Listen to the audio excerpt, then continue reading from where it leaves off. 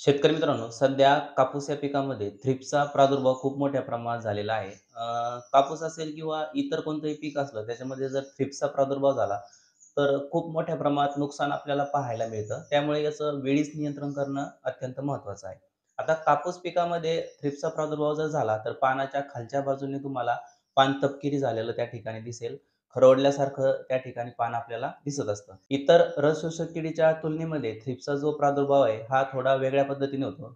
रस शोषक किडी प्रकारामधीलच आहे, परंतु पांढरी माशी असेल, मवा असेल, तुडतुडा असेल, ह्या ज्या किड्या आहेत यांना सोंड असते आणि हे त्या पानामध्ये टोचून त्यातील रस शोषण करत असतात. परंतु रस शोषक किडी प्रकारातील थ्रिप्स ही एकमात्र अशी कीड आहे, की जिला त्या ठिकाणी दातं असतात, सोंड नसते आणि हे दाताच्या साहाय्याने पान खरडते आणि नंतर त्यातील रस शोषण करत असते. त्यामुळे इतर किडीच्या तुलनेमध्ये आपल्याला थ्रिप्सचा प्रादुर्भाव जर पिकावरती झाला, तर जास्त नुकसान त्या ठिकाणी पाहायला मिळतं. त्याच्यामुळे शेतकरी मित्रांनो, कापूस पिकामध्ये याला वेळीच नियंत्रण तुम्ही करणं गरजेचं आहे. पान आपल्याला वरच्या साईडने असं आकसल्यासारखं देखील दिसत असतं, जर प्रादुर्भाव जास्त प्रमाणात झाला तर.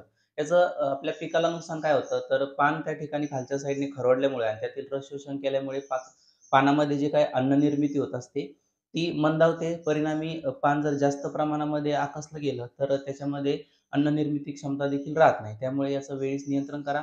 मार्केटमध्ये अनेक सारे कीटकनाशक तुम्हाला आहेत, ज्यामध्ये फिप्रोनिल कंटेन असलेल्या कीटकनाशकांचा तुम्हाला वापर करायचा आहे, जेणेकरून थ्रिप्ससाठी फिप्रोनिल कंटेन ही जबरदस्त त्या ठिकाणी अ, आपल्याला नियंत्रण मिळवून देतं. सोबतच इतर रसशोषक किडीसाठी देखील मार्केटमध्ये एकत्रित कॉम्बिनेशन असलेले कीटकनाशक मिळतात. फिप्रोनिल अधिक फ्लोनिकॅमाइड असेल किंवा फिप्रोनिल अधिक इमिडाक्लोप्रिड असेल आणि नवीन तंत्रज्ञानावर आधारित एक कीटकनाशक मार्केटमध्ये आलेलं आहे, जे तुम्हाला ऑक्झॅलिस या नावाने मिळेल. याचा देखील तुम्ही वापर करू शकता. जबरदस्त रिझल्ट तुम्हाला पाहायला मिळतात. सोबतच हे बोंडअळीला देखील काम करतं आणि मिलीबग म्हणजे पिठ्या ढेकुणचा देखील प्रादुर्भाव झाला असेल, तर त्याच्यावरती देखील तुम्हाला नियंत्रण हे ऑक्झॅलिस कीटकनाशक मिळवून देतं. तुम्ही पनामाचा वापर केला असेल, सॉल या कंपनीचं मार्केटमध्ये पनामा येतं आणि त्याचा आपण मावा किडीच्या नियंत्रणासाठी सुरुवातीच्या अवस्थेमध्ये कापसामध्ये वापर करतो. त्याच कंपनीचं हे ऑक्झॅलिस, थ्रिप्स आणि इतर शोषक किडी सोबतच बोंडअळी आणि पिठ्या ढेकूण या सर्व किडींच्या नियंत्रणासाठी एकत्रित कॉम्बिनेशन असलेलं हे कीटकनाशक आहे.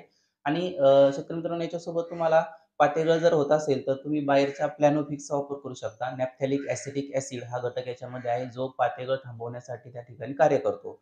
किंवा तुमच्या कापसाची खूप वाढ झालेली आहे, दाटणी होत आहे. अशा परिस्थितीमध्ये तुम्ही चमत्कार किंवा लिओसिनचा देखील वापर करू शकता, जेणेकरून कापूस पिकाची वाढ त्या ठिकाणी थांबली जाईल आणि जे काही पाते लागलेले आहेत, पात्याचं रूपांतर बोंडामध्ये होत आहे.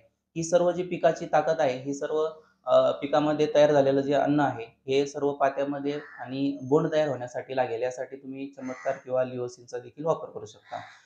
जशी तुमच्या पिकाची परिस्थिती असेल, त्यानुसार तुम्ही फवारणी करू शकता. याबद्दल अधिक माहिती तुम्हाला हवी असेल, तर WhatsAppचा नंबर देखील मी देत आहे. त्याच्यावरती संपर्क साधून तुमच्या पिकाचे फोटो पाठवून तुम्ही योग्य ती माहिती मिळवू शकता. धन्यवाद.